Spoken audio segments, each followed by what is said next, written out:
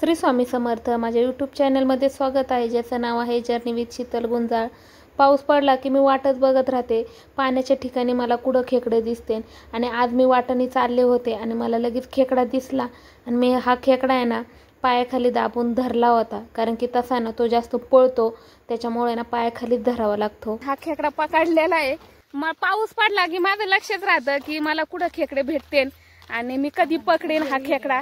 आणि वाटाने चाललो होतो, मुलींनी ना मला खेकडा दाखवला आणि आता मी लगेच हा खेकडा धरलेला आहे। आता धरला पण आता याला लगेच सोडून देणार आहे, कारण की मला खेकडे पकडायला आवडत आहेत। मी पाऊस पडला की लगेच माझी वाटच राहते बघायची की कधी मला खेकडा दिसन आणि कधी मी पकडेन।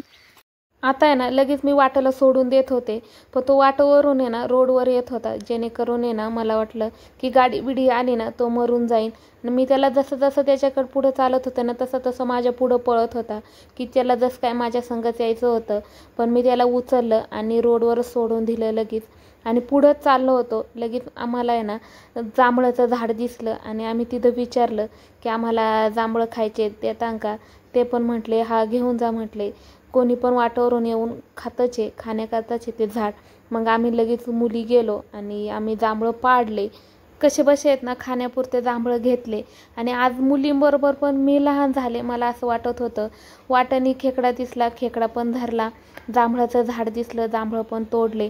असं करत आहे ना पाऊस पण आला होता आणि मुली मला म्हणायच्या चल मम्मी आपण जाऊ लवकर, पण म्हटलं चला आनंद आहे हा, घेतलाच पाहिजेले। लहानपणीचे दिवस पण आठवले आणि म्हटलं चला बाई आता पाऊस पण येणार आहे।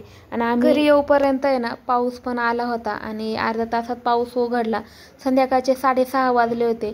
खंडोबाच्या मंदिरामध्ये ना 6:30ला आरती होती आणि मंदिराच्याच उजव्या बाजूला आहे ना उजव्या सोंडीचाच गणपती आहे। म्हटलं आज चला संकष्टी चतुर्थी आहे तर गणपतीचं पण दर्शन होईल। जर माझे गावाकडचे असेच व्हिडिओ पाहायचे असेल आणि माझी जर्नी पाहायची असेल, माझ्या यूट्यूब चॅनलला सबस्क्राईब करा, लाईक करा